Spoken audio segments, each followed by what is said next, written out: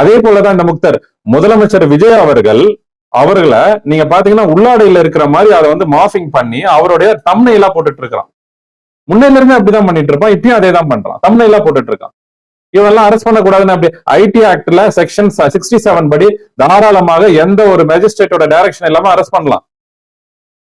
இவனெல்லாம் இத்தனை நாள் விட்டு வச்சதே தப்புங்க. பெண்களை தவறா பேசிட்டு சித்தரிச்சுக்கிட்டு அரசியல்ல வர பெண்கள்னா அவங்களுக்கு எல்லாம் அவ்வளவு கேவலமா? அரசியல் பெண்கள் பேசக்கூடாதா?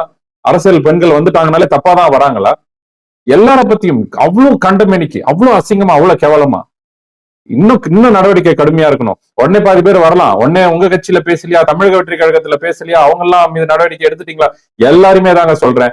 பெண்களையா இருக்கட்டும், ஆண்களையா இருக்கட்டும், சமூக வலைத்தளத்துல இழிவாவோ தரைகராவோ அசிங்கமாவோ திட்டமிட்டு இழிவுபடுத்துறதோ, அந்தரங்கத்தை பத்தி பேசுறதோ, அவங்களோட தனிப்பட்ட குடும்ப வாழ்க்கையை வந்து சப்பா பேசுறதோ, இல்ல அவங்களுடைய குடும்பத்தை இருக்கிறவங்களை வந்து வேற ஒருத்தவங்களை தொடர்பு படுத்தி பேசுவதோ இதெல்லாம் இருந்ததுன்னா இதே தான் வரும், இதே செக்ஷன் தான் வரும், இதே கைது நடவடிக்கை தான் வரும். அது யாரா இருந்தாலுமே நான் சொல்றேன்.